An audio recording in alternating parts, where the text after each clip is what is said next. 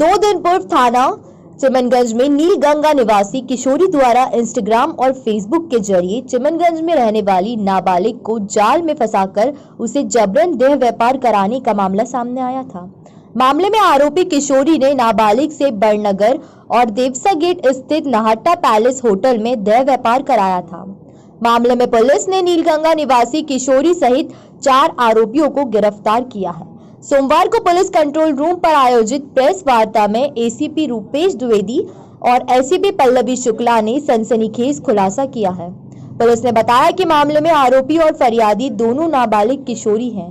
दोनों से पूछताछ में सामने आया कि इन दोनों को ही ढांचा निवासी गुड्डी और सतीश बैरागी नामक महिला पुरुष ने अपने जाल में फंसाया और फिर इसके बाद इन्हें व्यापार में झोंक दिया। गुड्डी एवं सतीश के इशारों पर ही नीलगंगा निवासी किशोरी ने चिमनगंज की नाबालिग को अपने जाल में फंसाया था और इसके बाद उसे 4 दोस्तों के हवाले कर दिया। 4 दिन तक इसके साथ दुष्कर्म किया गया। मामले में ढांचा भवन निवासी दोनों महिला पुरुष को गिरफ्तार कर लिया है। यह दोनों पूर्व में भी सेक्स रैकेट चैनल के मामले में पकड़े जा चुके हैं। ये दोनों ढांचा भवन में पति पत्नी बनकर निवास कर रहे।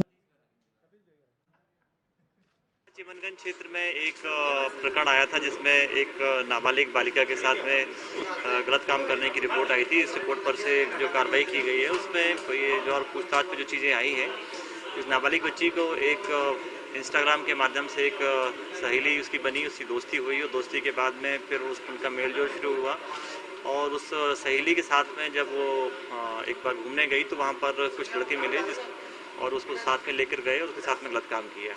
जब वो आई तो उसने रिपोर्ट लिखाई अपनी माँ के साथ में कि मेरे साथ गलत काम हुआ है। जब आरोपी अपचारी बालिका को जब पूछताछ किया गया, पकड़ा गया, तो उसने बताया कि एक लेडी है जो इस तरह के काम करवाती है और वो इस पूरे कार्य का संचालन करती है और इस तरह के बच्चों को उपयोग करती है। वो इसमें मुख्य आरोपी हैं जो ये काम करवाते हैं। इनमें से एक सतीश राठौर है और एक कुसुम उर्फ गुड्डी है। ये दोनों जो हैं ये गलत काम करवाते थे और इन सतीश राठौर जो है ये पहले भी वेश्यावृत्ति के प्रकरणों में पकड़ा गया जा चुका है। इस प्रकार ये जो दोनों मुख्य अभियुक्त हैं इनको भी पकड़ा गया। इसके अतिरिक्त जो 5 और अभियुक्त थे उनको भी पकड़ा गया। उज्जैन के महाकालेश्वर मंदिर के आसपास 500 मीटर के दायरे में आने वाले शासकीय भूमि और मकानों को तोड़ने के निर्देश सुप्रीम कोर्ट ने दिए हैं, जिसको लेकर उज्जैन जिला प्रशासन ने महाकाल मंदिर प्रशासक के सहयोग से सर्वे का काम शुरू किया। 500 मीटर के दायरे में उज्जैन जिला प्रशासन ने अभी सिर्फ उन्हीं जगहों को लिया है जो शासकीय जमीन है या ऐसी जमीन जो पहले से शासकीय थी बाद में प्राइवेट हो गई। ऐसी जमीनों को सबसे पहले जिला प्रशासन और महाकाल मंदिर प्रशासक सर्वे करवा कर अतिक्रमण मुक्त करवाएगा। इस कार्य के लिए पूरे सर्वे दल को नियुक्त किया गया है। 500 मीटर का चिन्हित किया जा रहा है। शासकीय जमीन पर से पूरा निर्माण हटाया जाएगा। कोई भी नया निर्माण मंदिर के आसपास के क्षेत्र में नहीं हो पाए, इसके लिए नगर निगम को सख्त निर्देश दिए हैं। वहीं 500 मीटर की रेंज में बने नक्शे की ऊंची बिल्डिंग बनी है जिससे मंदिर के शिखर दर्शन में दिक्कत आ रही है, उसे भी तोड़ा जाएगा।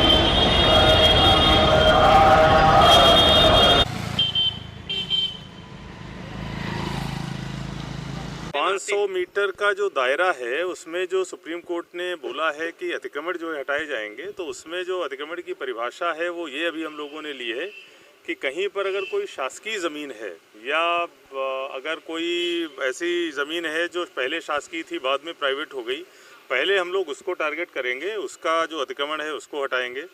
एक पूरे सर्वे दल को हम लोगों ने नियुक्त कर दिया है। 500 मीटर का चिन्हांकन करके उस पर हम लोग मुनारे भी लगाने जा रहे हैं और साथ साथ उसमें किस किस प्रकार की ज़मीन है उसका चिन्हांकन भी करा रहे हैं। अगर कहीं शासकीय ज़मीन पर अतिक्रमण मिलता है तो पूरा का पूरा हटाने की कार्रवाई जो माननीय कोर्ट का आदेश है उसके अनुसार करी जाएगी। इसमें जो दूसरा कोर्ट का डायरेक्शन है कि नंबर 1 ये है कि कोई भी नया निर्माण न होने पाए, इसके लिए नगर निगम को सख्ती से हिदायत दी गई है और नगर निगम के द्वारा इस पर कार्रवाई भी करी जा रही है कि कोई भी नया निर्माण 500 मीटर की रेंज में ना होने पाए। जो कि परंपरा से या फिर जो मंदिर से संबंधित गतिविधियां हैं उनसे जुड़ा हुआ अगर है तो उसको अलाउ किया जा सकता है, अगर मंदिर की गतिविधियों से जुड़ा हुआ है तो उसको अलाउ नहीं करना है।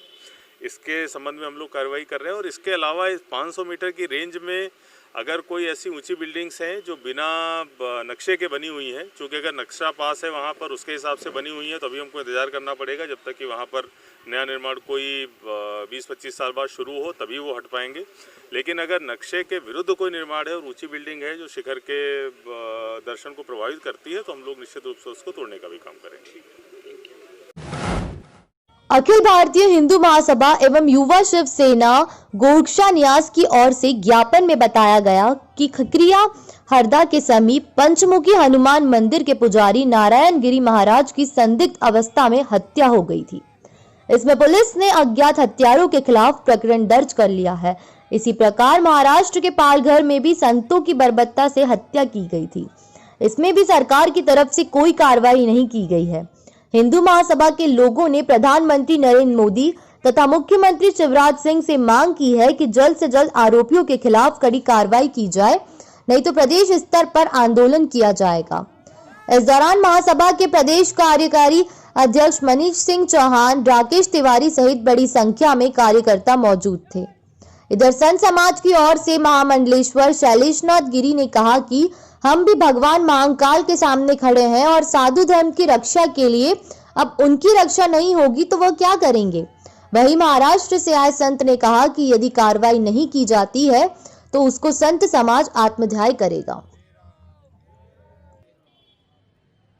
लगातार जो संतों की हत्या हो रही है प्रदेश के अंदर में या महाराष्ट्र के अंदर में या अदर ऑन राज्यों में, राजस्थान है, हरियाणा है, पंजाब है, गुजरात है, लगातार संतों के साथ में ऐसा व्यवहार क्यों हो रहा है? आखिर ये कौन करवा रहा है? ये कौन संगठन है? सरकार इस पे कार्रवाई क्यों नहीं करती है? आखिर लोगों को सामने क्यों नहीं ला रही है?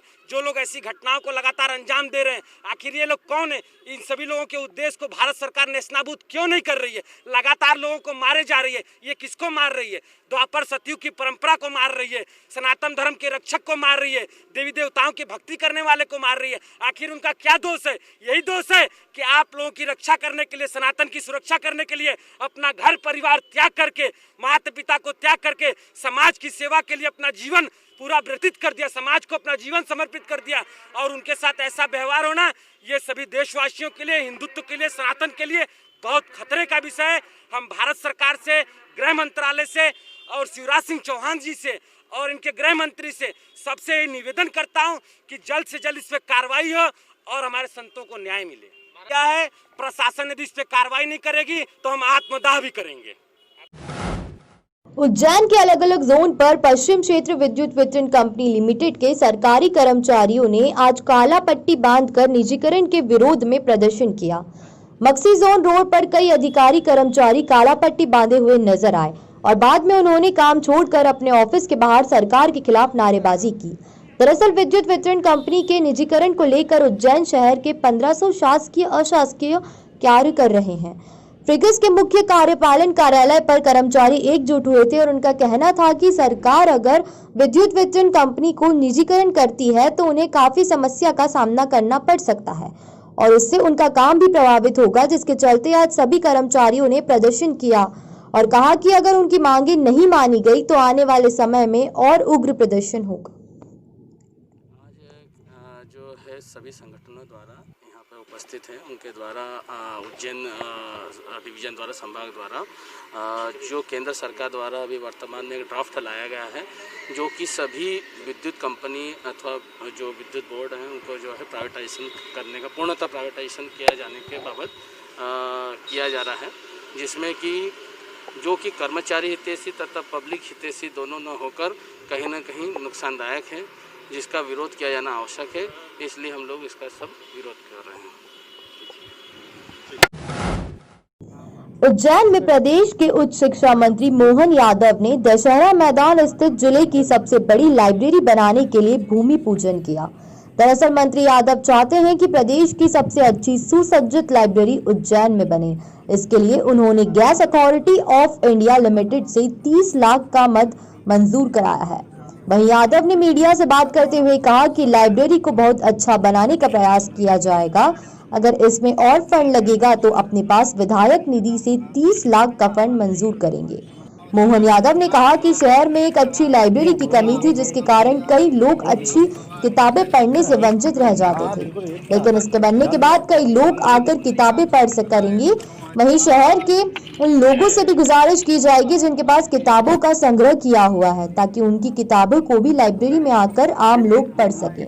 फिलहाल आज मोहन यादव ने भूमि पूजन कराया और करीब 3 महीने के लोक निर्माण विभाग से 30 लाख की बिल्डिंग को बनाकर तैयार करेगा। इधर मोहन यादव ने चुनावी शंखनाद को लेकर भी कहा कि 28 सीटों पर बीजेपी की बाजी मारेगी और चुनाव जीतेगी। नहीं कट कर 2 मिनट फिर उठ जाएंगे वो। इधर आ जाओ। हाँ बिल्कुल रेट क्या हजार लो आप, थोड़ा पीछे आके ले लो इधर।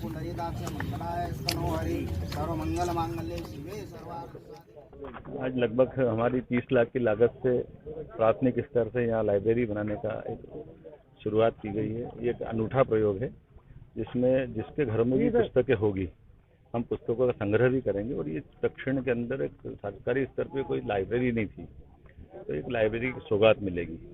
आज के समय में हमारे पास बहुत अच्छा संग्रह उज्जैन में पुस्तकों का है।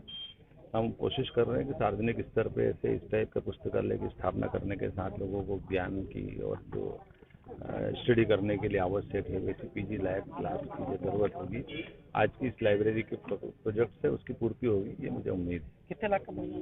लगभग 30 लाख का है। मैंने इनसे कहा कि और 30-25 लाख चाहिए तो मैं और दे दूंगा, लेकिन अच्छी चीज़ बनाओ और जिसका सब लोग सदुपयोग कर पाए। देखिए, भाजपा की तैयारी पूरी है और इस चुनाव की दृष्टि से ये भाजपा के लिए भी बहुत अच्छा चुनाव था, लेकिन मुझे उम्मीद थी कि कांग्रेस इसमें कोई दौड़ में आती, लेकिन 2-3 महीने पहले से चुनाव की संभावना थी। कोरोना का पर्याप्त समय भी मिल गया, लेकिन कांग्रेस कहीं ठहर नहीं पा रही। भाजपा अपनी सभी 28 सीटों पर